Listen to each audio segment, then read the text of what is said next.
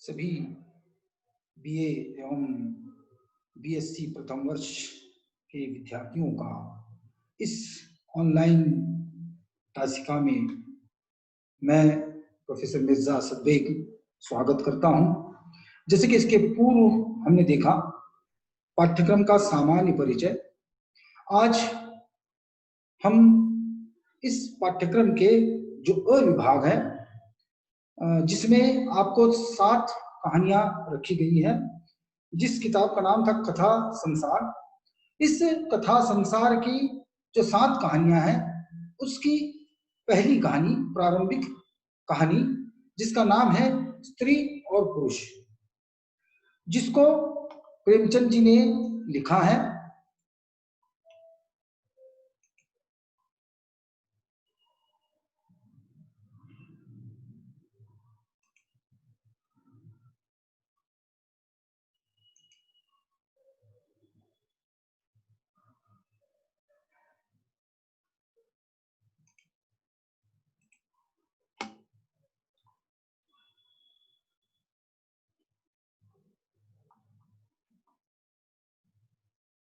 इसमें हम आपको इसके पाठ्यक्रम की हमने इसके पूर्व चर्चा की थी। आज जो है हम इसकी पहली जो कहानी है, ये जैसे पाठ्यक्रम आपके सामने दिखाई दे रहा है, वो विभाग और ये वो विभाग है।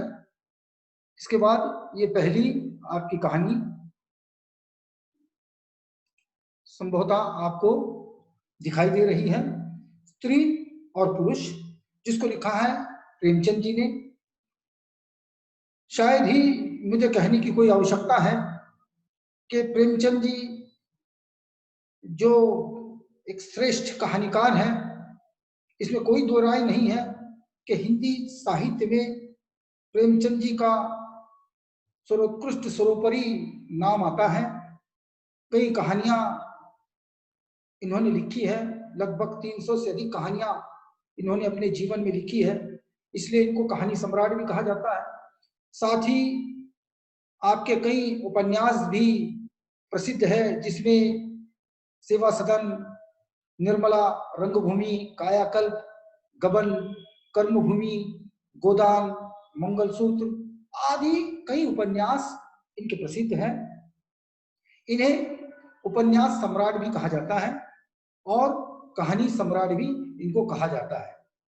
मानस सरोवर नाम की जो है एक संकलन है, ये 8 संकलन है और इनमें तकरीबन 300 से अधिक कहानियां जो है इन्होंने लिखी है। उसी में यह जो है संकलित कहानियां हैं।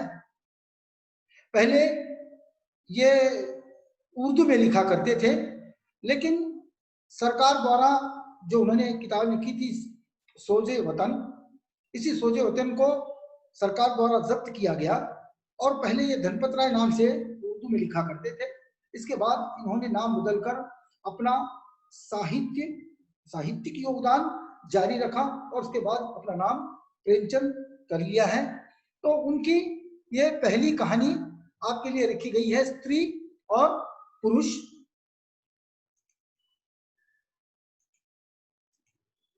कहानी का सारांश आपके सामने है, लेकिन हम इसको जो है विस्तार से इस कहानी की हम चर्चा कर रहे हैं।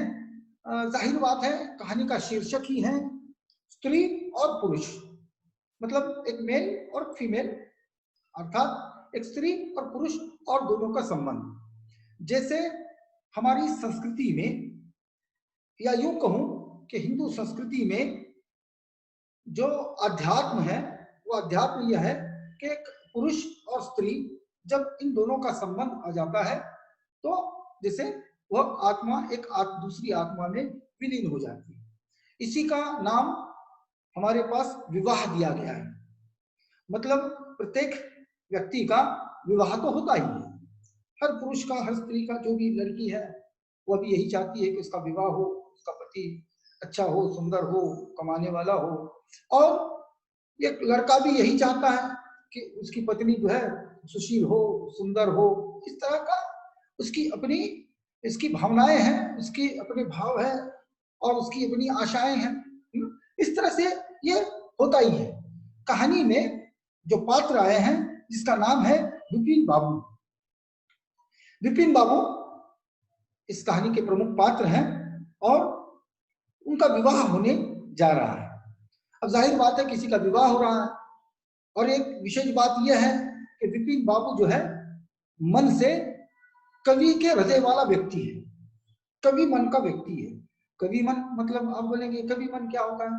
कवि मन तो कवि इसको कहते हैं कि उसकी जो सोच है ये बहुत अधिक व्यापक होती है।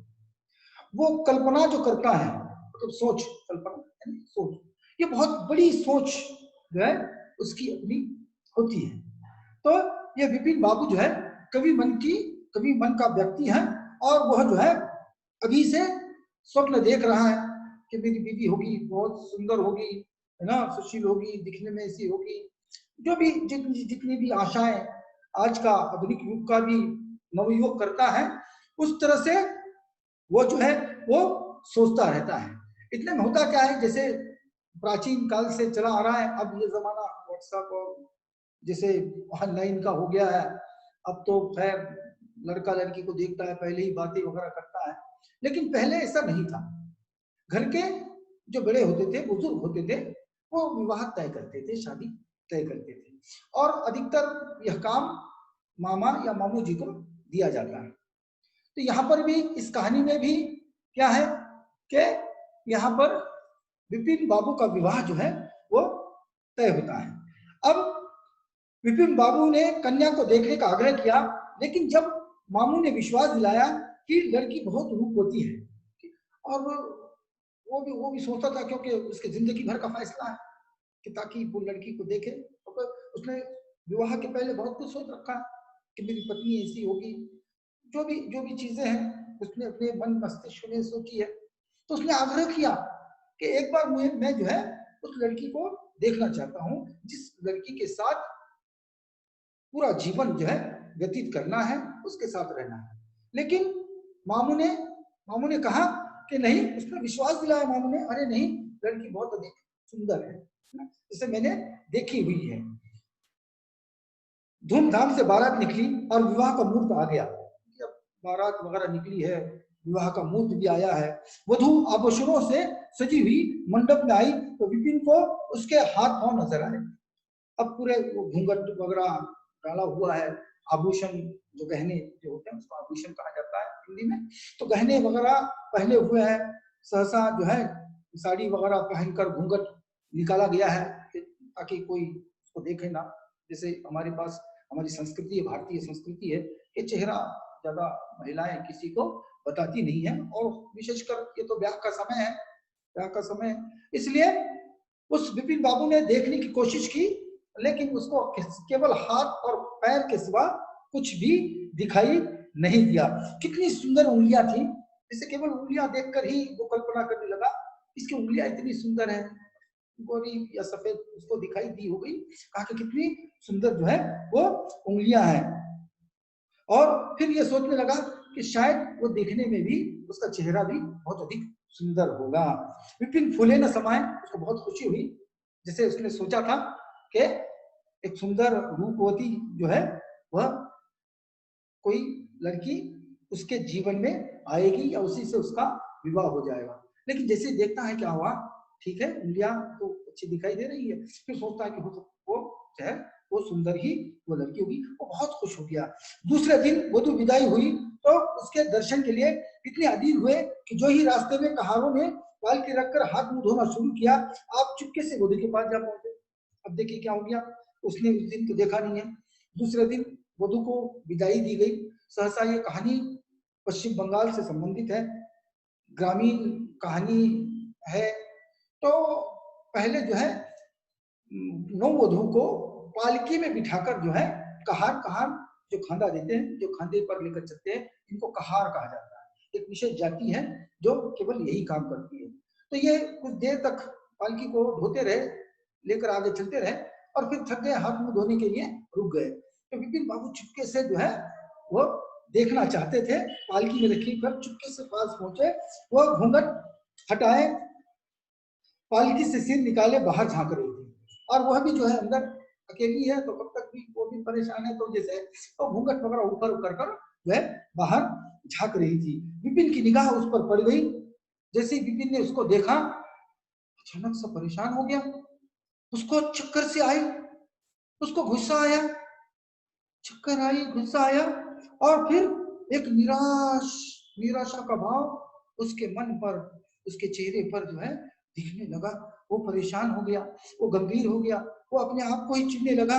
हाँ, जैसे जैसे जैसे उसने सोचा था कि ये बहुत सुंदर होगी, जैसे ही देखता है तो क्या, तो ये निराश होना, चिढ़ जाना, गुस्से में आना, क्रोधित होना, ये कई की निशानी है। मतलब जैसे उसने कल्पना की थी, जैसे उसने आशा की थी, जैसे उसने सोचा था, वैसी शायद वह जो वधु है वो नहीं थी, इसीलिए वो परेशान हो गया। हाँ? और फिर क्या है, वो कैसी थी, जिसकी उसने कल्पना की थी वो तो बिल्कुल वैसे नहीं थी, बल्कि वो चौड़े मुंह वाली, चपटी नाक की और फूले हुए गालों वाली कुरूप स्त्री थी। देखिए, उसका वर्णन भी कहानीकार ने किया है, मैं अपने तौर पर ये नहीं कह रहा हूं, क्योंकि ये अच्छी चीज नहीं है। कोई भी लड़की हो, कोई औरत हो, स्त्री हो, ये तो ऊपर वाले ने जिसको जैसा बनाया है, जिसे बनाया है, हम उसको नाम नहीं रख सकते, या भला बुरा कहना यह उचित बात शायद नहीं है मेरी नजर से। लेकिन जैसे उसने कल्पना की थी वैसे तो वो बिल्कुल नहीं है। वो चौड़े मुंह वाली है, उसका मुंह जो है काफी चौड़ा है, और साथ में चपटी नाक है। देखिए, जैसे मुंह चौड़ा है, बहुत सारा चौड़ा मुंह है, और क्या है, और जो है नाक भी चपटी है, अंदर जैसे चली गई है।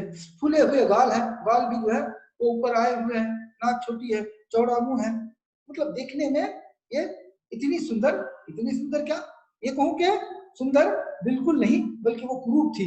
रंग गोरा था, पर उसमें जो है लाली के बदले सफेदी छाई हुई थी। रंग, हाँ ठीक है, गोरा था, लेकिन गोरा रंग किसको कहते हैं? सफेद को नहीं, याद में रखिए। गोरा रंग यानी जिसमें गुलाबी छटा होती है, उसको हम गोरा कह सकते हैं या गोरा कहते हैं सामान्य रूप से। लेकिन जो सफेद है ना, जिसमें खून की कमी है या गुलाबी नहीं है, वो देखने में भी इतना अच्छा जैसे हमको नहीं लगता या नहीं लगती है। तो गोरी जरूर थी, लेकिन इसमें लाली नहीं थी, बल्कि सफेदी थी, और रंग कैसा ही सुंदर हो, रूप की कमी नहीं पूरा कर सकती। लेकिन ठीक है, रंग यदि सफेद भी है या मानो गोरी भी है, लेकिन बाकी रंग रूप जो है वो उसका अच्छा नहीं था। विपिन का सारा उत्साह ठंडा पड़ गया। अब उसका जो उत्साह था, शादी है, ब्याह हो रहा है ना, पहले तो सोचा था ब्याह होगा, सुंदर स्त्री के साथ होगा, चलो आज ब्याह भी हो गया। उसके बाद सोचा कि उसको देखना है ना, सोच रहा है कि वो सुंदर होगी। लेकिन क्या है, जितना उत्साह था, जितना उसने सोचा था, वो पूरा के पूरा उत्साह उसका जो है वो ठंडा पड़ गया। हाँ, इसे मेरे ही गले पड़ना था क्या? क्या इसके लिए समस्त संसार में कोई नहीं मिलता? देखिए, अपने आप को जो है प्रश्न करने लगा, क्या इसको मैं ही मिल गया, है ना? क्या संसार में इसको मेरे सिवा दूसरा कोई नहीं मिला? उन्हें अपने मामा पर क्रोध आया, जिसने वधु की तारीफी को फूल बांध दिए थे। अगर इस वक्त वो मिल जाए तो विपिन उनकी सारी खबर लेता, हाँ वो भी याद करती। देखिए, मन ही मन कोसने लगा, तो क्या मैं ही मिला था क्या, है ना? दूसरे नहीं थे क्या? संसार में कितने लोग हैं? मतलब मैं ठगा सा हो गया, मुझे ठग दिया गया, है ना, मुझे फंसाया गया। उसको अपने मामू पर भी गुस्सा आया, जिसने कहा था कि मैंने खुद अपनी आंखों से देखा है, वधु बहुत अच्छी है, सुंदर है, सुशील है।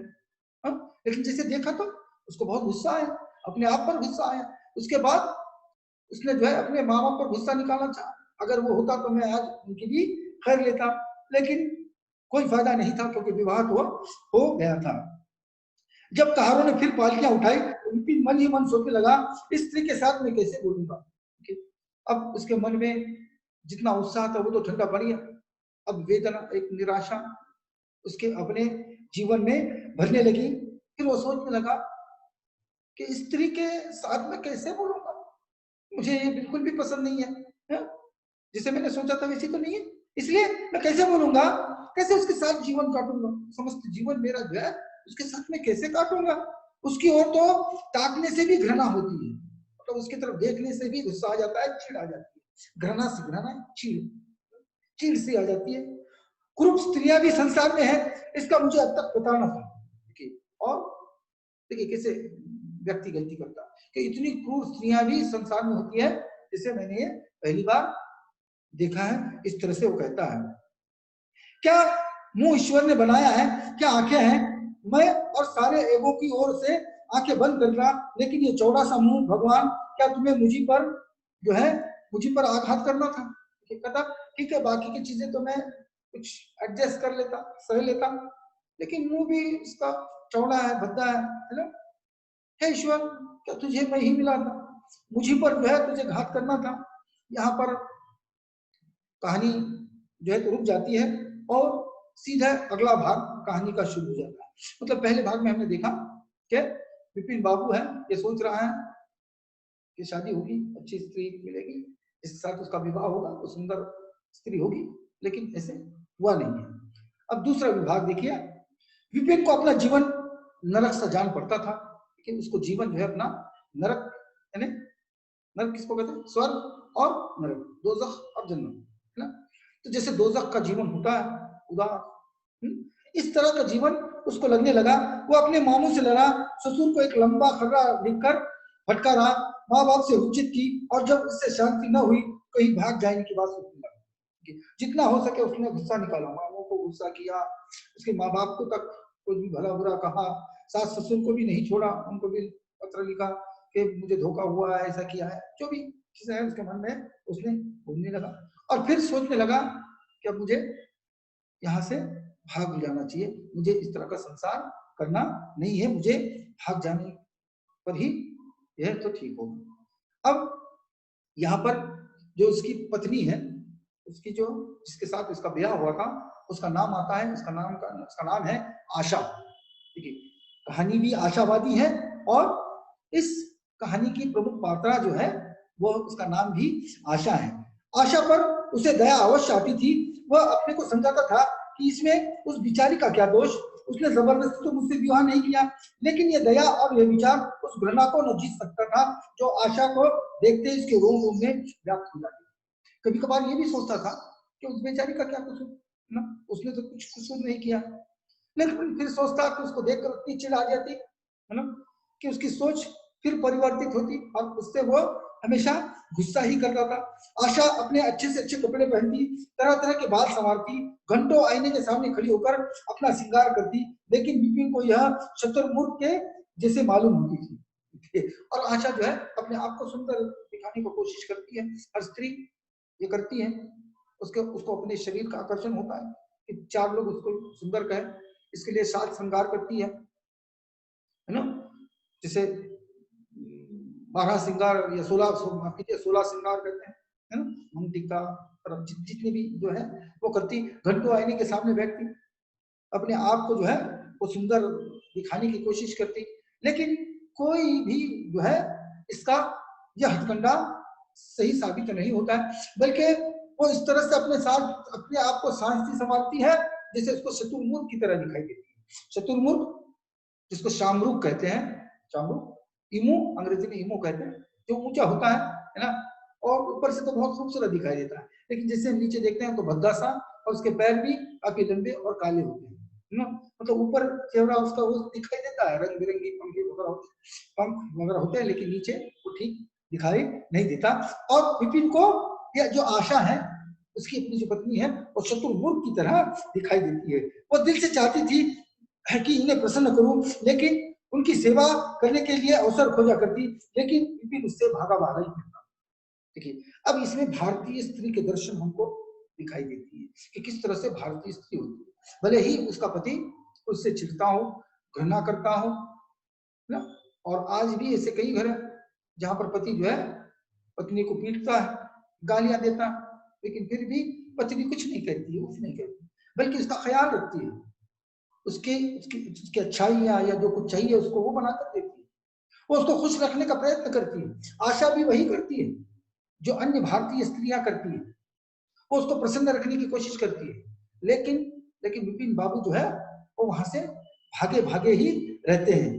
अगर कभी भेंट हो भी जाती तो कुछ ऐसी उल्टी जल्दी कटी बातें करने लगता कि आशा रोती हुई वहां से चली जाती, और कभी जैसे घर से भागा भागा ही रहता है, घर पर रुकता ही नहीं है, घर पर नहीं रहेगा तो ना आशा का चेहरा देखना पड़ेगा ना उससे बात करना पड़ेगी, इसलिए अब अक्सर बाहर ही रहने लगा, घर से बाहर ही रहने लगा। लेकिन कभी कभार जब अवसर आ जाता सामने आकर वो कुछ कहने लगती, उसके पहले ही ये जली कटी बातें सुना देता है ना, ताकि उसको बुरा लगे, है ना। और बेचारी स्त्री है, उसका मन थोड़ा सा कोमल होता है, पुरुष के मन की अपेक्षा स्त्री का मन जो है वो कोमल होता है।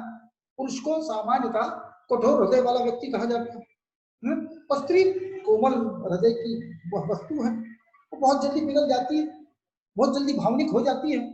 उसी तरह से वह भी भावनिक हो जाती है, और वो बेचारी जो है रोती है, क्योंकि रोने के सिवा वो कुछ कर भी नहीं सकती, क्योंकि वो हताश थी। वो सोचती थी कि प्रसन्न करूं मैं अपने पति को, लेकिन वह जो है वो उसकी एक बात नहीं सुनता है, उसको भला बुरा कहकर वहां से उसको टाल देता है। सबसे बुरी बात यह थी कि उसका चरित्र भ्रष्ट होने लगा था, और अब जैसे जैसे दिन बढ़ने लगे, और जैसे जैसे ये जो विपिन बाबू है वो घर से बाहर ही रहने लगा, अधिकतर बाहर रहने लगा, तो इसका चरित्र भी भ्रष्ट होने लगा। चरित्र भ्रष्ट कब होता है? जब व्यक्ति अनैतिक कार्य से जुड़ जाता है। मैं सीधे तौर पर नहीं कह रहा हूं, आप प्रथम वर्ष की छात्र छात्राएं हैं, आपको शायद मेरी बात या मेरे संकेत आपके समझ में आ रहा है। मतलब कहीं बाहर जा रहा है, कहीं विश्वविद्यालय वगैरह जो भी चीजें हैं, तो वो जैसे उसका चरित्र भी, है ना, उसका चरित्र, इसकी सीरत भी जो है भ्रष्ट हो रही है, उसका कैरेक्टर जो है वो अब क्या है, भ्रष्ट होने लगा है, खराब होने लगा है। वह ये भूल जाने की चेष्टा करने लगा कि मेरा विवाह हो गया था, और वो तो ये भी भूल जाने की चेष्टा कर रहा है, सोच रहा है कि मेरा विवाह हो गया, है ना, ये भी वो भूल गया है, और वो अपने आप को अकेला ही समझने लगा। कई कई दिनों तक आशा को उसके दर्शन भी नहीं होते। अब ये घर से महाशय जो है बाहर ही नहीं लगे, बाहर ही किसी के पास हो जाते हैं, वहीं रह जाते हैं, है ना। कई दिन तक जो है आशा को वो मिलना तो दूर, उसके दर्शन भी उसको, वो जो है उसको दिखाई भी ये नहीं देते थे। दोस्तों के गले हाथ डालकर सैर करने जा रहे हैं, ना, और मतलब यही काम उसका रोज का हो गया है। कभी कभार घर पर आते हैं, दोस्तों के साथ आए और उन्हीं के साथ जो है वो चले जाते थे। एक दिन खाना खाते समय उसने कहा, अब तो आपके दर्शन भी नहीं होते, क्या मेरे कारण घर छोड़ दीजिएगा क्या? अब स्त्री है, कब तक बर्दाश्त करेगी? वह भी उसको कह देती है, क्या कहती है कि अब तो आपके दर्शन भी नहीं होते हैं, ना, पहले तो भी कम से कम दिखाई देते थे, और ये मेरी खातिर आप क्यों घर छोड़ते हो? मेरा खातिर आप क्या घर छोड़ दीजिएगा क्या? विपिन ने मुंह फेर कर कहा, घर ही पर तो रहता हूं, आजकल जरा सी नौकरी की तलाश है, इसलिए दौड़ धूप ज्यादा करनी पड़ रही है। मतलब देखिए उसकी बात में, उसका जो बात का लहजा है, ये झूठ उसमें दिखाई देता है। क्या कह रहा है? यही कह रहा कि हाँ घर भी तो रहता हूँ, घर पर तो रहती है, लेकिन क्या कहना, घर भी तो रहता हूँ, आजकल जरा नौकरी की तलाश है, इसलिए उसे बाहर जाना पड़ता है। हालांकि इसमें नाटकीयता है, इसमें झूठ है। आशा कहती, देखिए किसी डॉक्टर से मेरी सूरत क्यों नहीं बनवा देते? सुनती हूँ आजकल सूरत बनाने वाले डॉक्टर भी पैदा हुए हैं, लेकिन उसको बुरा लगता है ना, क्योंकि वो उसका चेहरा देखना नहीं चाहता। और इसमें उस बेचारी आशा का क्या दोष? इसलिए वो क्या कह रही है, महत्वपूर्ण पंक्तियां, कहानी की महत्वपूर्ण पंक्तियां क्या है कि देखिए, किसी अच्छे डॉक्टर से कहकर मेरी सूरत क्यों नहीं बनवा देते, जबकि ये सूरत जो है फिर से बन नहीं सकती है, ये ईश्वर की देन होती है। लेकिन आजकल डॉक्टर भी प्लास्टिक सर्जरी वगैरह क्या क्या है जिसे निकाला है, शायद उसी संदर्भ में, या फिर विपिन बाबू को चिढ़ाने के संदर्भ में, मतलब उसको भी बुरा तो लगता है ना, आशा को भी बुरा लगेगा, उनको बहुत प्रयत्न करती है प्रसन्न रखने की, लेकिन विपिन बाबू जो है वो मानने को तैयार नहीं है। इसलिए कहती हूँ कि आज सुना है आजकल बहुत सारे डॉक्टर पैदा हुए हैं ऐसे जो अपनी सूरत बनाते हैं। विपिन क्यों नाहक चिल्लाती हो, यार तुम्हें किसने बुलाया था, तो क्यों आई हो यहाँ पर, तो मुझे चिल्ला रही हो क्या, है ना, बहुत बड़ी हो गई, बहुत होशियार हो गई, चलो यहाँ से, तुमको यहाँ किसने बुलाया? आशा, आखिर इस मर्ज की दवा कौन करेगा? कि तो ठीक है कोई बात नहीं, लेकिन इसको कहीं ना कहीं तो रुकना चाहिए, इस मर्ज की दवा कौन करेगा? अब मैं हूं तो हूं, आप है तो है, इसका हल क्या है? मतलब इस मरीज की दवा क्या है, मर्ज की दवा क्या है, मतलब इस बीमारी की दवा अंत में कुछ ना कुछ तो होनी चाहिए। वैसे इस रिश्ते की अंत में दवा क्या है? मतलब इसका क्या, क्या अंजाम क्या होगा, ये कैसे ये ठीक हो जाएगा? विपिन कहता, इस मर्ज की कोई दवा नहीं है, मतलब इसका कोई हल नहीं है। मतलब देखिए ये जो पारिवारिक या पारस्परिक वैवाहिक संबंध है, ये काफी तनावपूर्ण है, शायद टूटने के कगार पर। इसलिए जैसे वो आशा कहती है कि इस मर्ज की दवा क्या है, वो कहता है कि नहीं, इस मर्ज की कोई दवा नहीं है, जो काम ईश्वर से न करते बना उसे आदमी क्या बना सकता है। देखिए बहुत बड़ी बात है, जबकि इस पंक्तियों को शायद, मैं तो बहुत छोटा हूं, लेकिन प्रेमचंद जी को यहाँ पर नहीं दिखना चाहिए था। जो नास्तिक व्यक्ति है, जो ईश्वर को नहीं मानता है, शायद वही इसको इस तरह से लाइन लिख सकता है, लेकिन मैं इस लाइन से सहमत नहीं हूं, क्योंकि विपिन क्या कहता है, देखिए कि जो काम ईश्वर से न करते बना उसे आदमी क्या बना सकता है। जाहिर बात है, इसमें कोई शक नहीं, जो ईश्वर ने बनाया वो तो उसने बदल नहीं सकता, लेकिन यह उसमें बात आती है कि ईश्वर ने तुम्हें ठीक नहीं बनाया, जबकि ये कहना गलत है। लेकिन यह बात सच है कि जो चीज ईश्वर ने बनाई है उसको आदमी क्या बना सकता है। आशा, ये तो तुम ही सोचो कि ईश्वर की भूल के लिए मुझे दंड क्यों दे रहा हो। ठीक है, जब से तुम कह रहा हो ईश्वर को जो काम करते नहीं बना उसकी सजा मुझे क्यों दे रहे हो। हाँ, कहा कि ठीक है, तो अब मुझे ये बताइए कि जो ईश्वर की भूल थी, शायद ईश्वर भूल गया मुझे अच्छा बना, तो जैसे भी बनाया तो उसका वो तो अपराध मेरा नहीं है, मेरा तो कोई कसूर नहीं है, ये कसूर किसका है, ईश्वर का है ना। तो उसके लिए मुझे दंड क्यों दे रहे हो। संसार में कौन सा ऐसा आदमी है जिसे अच्छी सूरत बुरी लगती हो, लेकिन तुमने किसी मर्द को केवल रूपहीन होने के कारण तुम्हारा देखा है। रूपहीन लड़कियां भी माँ बाप के घर नहीं बैठी रहती, किसी न किसी तरह उनका निवाह हो ही जाता है। उनका पति उन पर प्राण न देता हो, लेकिन दूध की मक्खी की तरह नहीं समझता। आशा भी जो है, अब आशा भी थोड़ा सा चिढ़ने लगी है, उसका स्तर भी जो है गिरने लगा। आकर वो अभी तो स्त्री है, वो भी चाहती है अपने पति को, वो भी चाहती है कि संसार करना, वो भी चाहती है कि उसके बच्चे हों, है ना। लेकिन यहाँ पर क्या है, पहले ही इन दोनों के दरमियान, इन दोनों के रिश्तों के दरमियान काफी खींचातान जो है मची हुई है।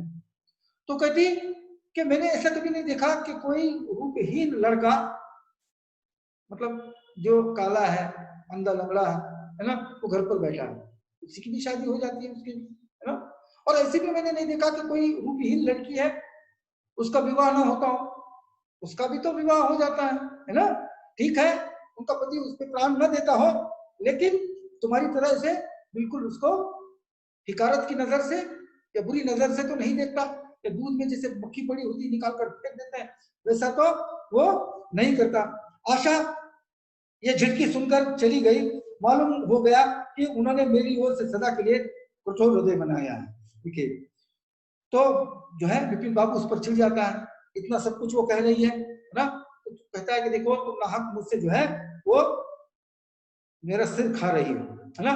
चलो यहाँ से, है ना, मैं तुमसे बहस ही नहीं करना चाहता, और तुम मुझसे क्यों हुज्जत करती हो, चलो यहाँ से निकलो, मैं तुमसे बात ही नहीं करना चाहता। ये सुनकर जो है आशा को वो झुड़की देता है, वो सुनकर वहां से चली जाती है, और सदा के लिए जैसे मन मानो कठोर मन बना लेती है कि शायद शायद अब आगे जो है इनका इनका जो है संबंध जो है शायद ही फिर से जुड़े।